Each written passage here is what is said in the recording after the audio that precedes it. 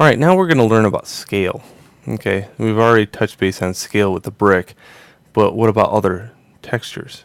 Well, they have to all match. That's the important part. So, check this out. Oops, concrete texture. Again, larger than 6 megapixels. And I'm looking for a baseline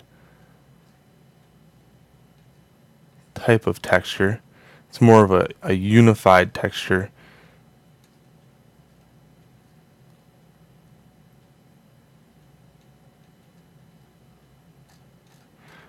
Notice all concrete is really taken up close, and that's good.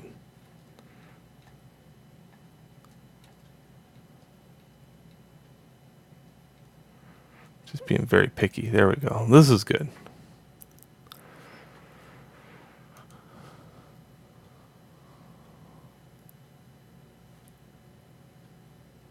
Okay, so I'm going to take this. Notice there's little pits and holes every once in a while. Now, wouldn't that look odd if those pits were too big? Okay, keep that in mind. So let's edit Pastis. Because those pits are in the concrete, I can get some kind of scale to this. I know if I walked up on a wall and there's like a 3-foot pit in the wall, that's probably a bad thing.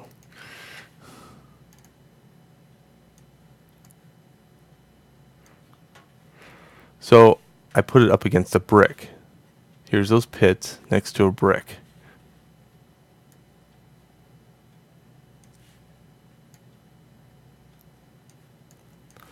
And I decide it's about right here for scale. Okay, same as before. It's the same for all textures. If I just go like this and use Alt to copy this over a few times, you could do it one at a time or all at once. It doesn't really matter. Okay, if you do it one at a time, all at once, you just have to go through these and take the eraser tool and erase this line out. Stagger it enough so it's not showing.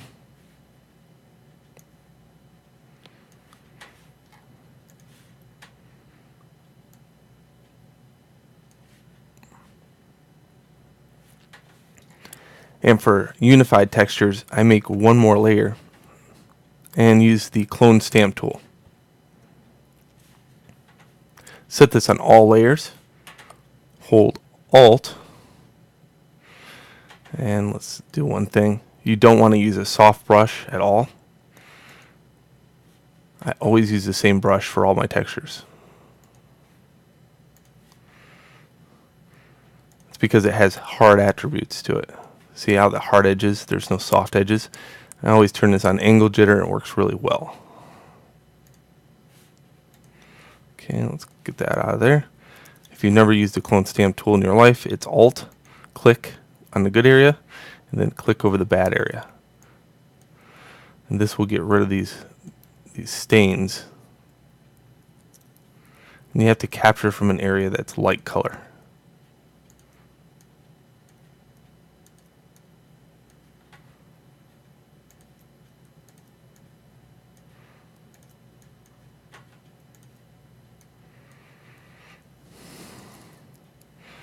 Then every once in a while, I'll just hit it here.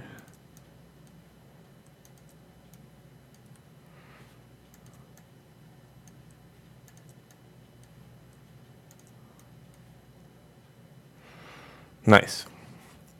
Again, I really like to unify things, so I take my brush.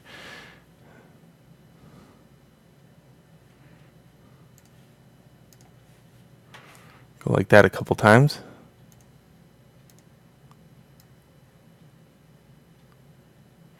Stain it a little back. And what I'm going to do is start merging all these down.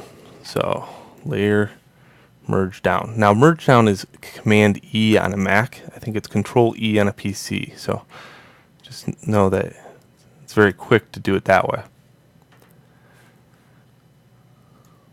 Okay, there's my subwall. Now, this looks odd going from one structure to the next, so flat. So what I do is double click here and I give it this a layer style, bevel and emboss. Okay, doesn't take much. Usually I just kind of go with the default.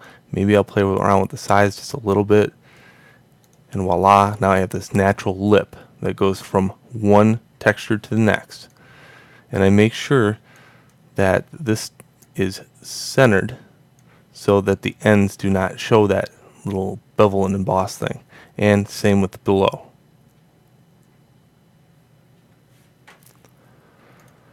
I'm going to leave it just like this, just to show you how to apply this texture, because it's a little different. You have to move around your UVs a little bit. So I'm going to save this as.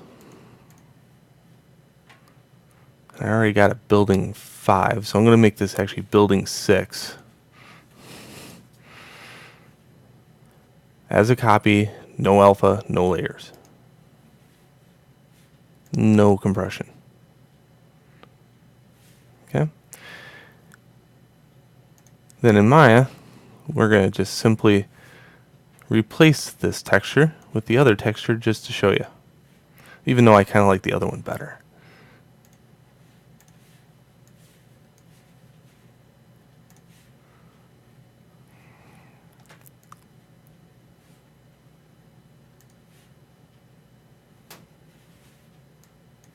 Hyper shade.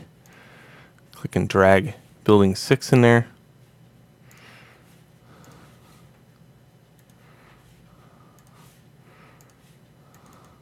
Go like this. And then we're going to make a building 6.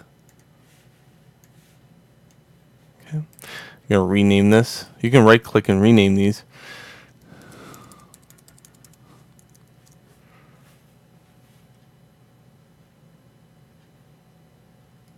Middle mouse button, click and drag it down to it and go to default. And then let's apply that to this building.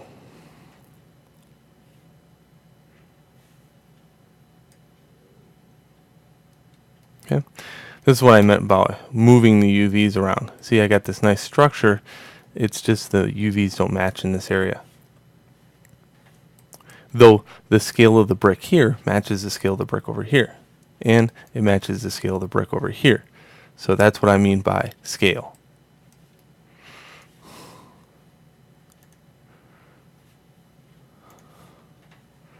Okay, to fix this, very, very simple. I just move this shell over here. I take this shell and I move it down.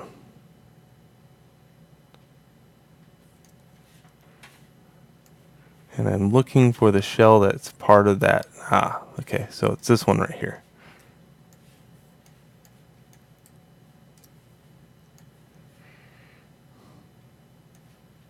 Okay, I'm just matching this up.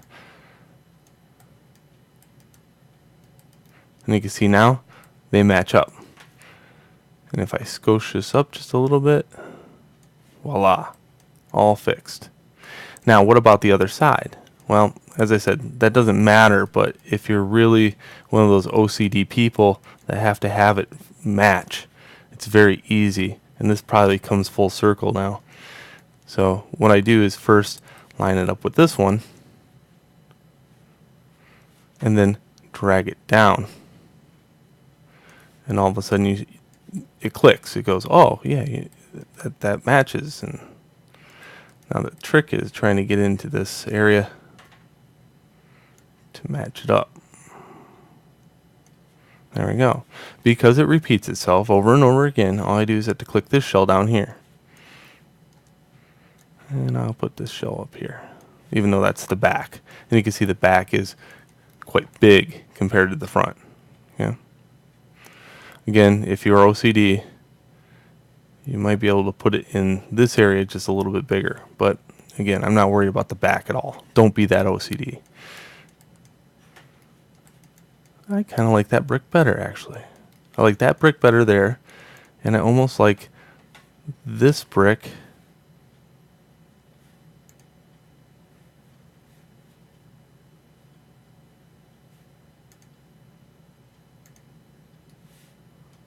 better here. The black was just too harsh.